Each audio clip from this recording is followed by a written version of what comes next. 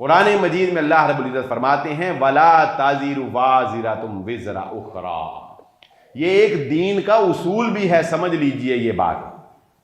اگر کوئی باپ حرام کما کر، اگر کوئی باپ حرام کماتا ہے اور اس حرام سے وہ اپنے بچوں کی پرورش کر رہا ہے، تو بچے جب تک اپنی سمجھدار نہیں ہو جاتے اور خود کمائی کرنے کے قابل نہیں ہو جاتے، وہ رزق باپ کے لیے حرام ہے، وہ بچوں کے لیے حرام نہیں ہے.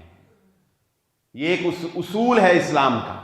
کوئی انسان کسی دوسرے انسان کا بوجھ نہیں اٹھائے گا.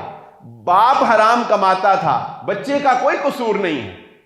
ہاں، بچے نے اگر اس کو مجبور کیا ہو، بچے نے اگر اس کا ساتھ دیا ہو بلوغت کے بعد، تو پھر تو وہ اس کے اندر مجرم سمجھا جائے گا. لیکن ایک 2-3 سال کے بچے کو، 10 سال کے بچے کو باپ حرام لا کر دے رہا ہے، بیوی کو حرام کھلا رہا ہے، اس کو پتہ نہیں ہے، تو بیوی بھی بے قصور ہے اور بچہ بھی بے قصور ہے اور پھنس کو رہا ہے یہ حرام کمانے والا جو یہ کہتا ہے کہ میں بچوں کی خاطر ہی تو کر رہا ہوں، جو یہ کہتا ہے کہ میں بچوں کی خاطر ہی تو کر رہا ہوں.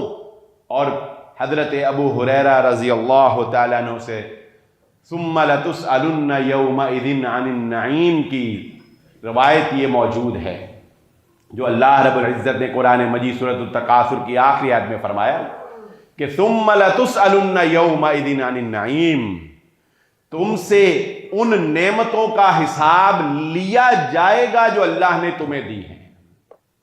حساب دینا پڑے گا، اور حساب اپنا اپنا دینا پڑے گا، دوسرے کسی کا حساب نہیں دینا پڑے گا. ہر انسان قیامت کے دن اسے اپنی زندگی کے بارے میں، اسے اپنی جوانی کے بارے میں، اسے اپنی کمائے ہوئے مال کے بارے میں بتانا پڑے گا کہ میں نے کیسے، کہاں، کس طرح وقت ملا، جوانی ملی، مجھے مال ملا، میں نے کس طرح گزارا کیا.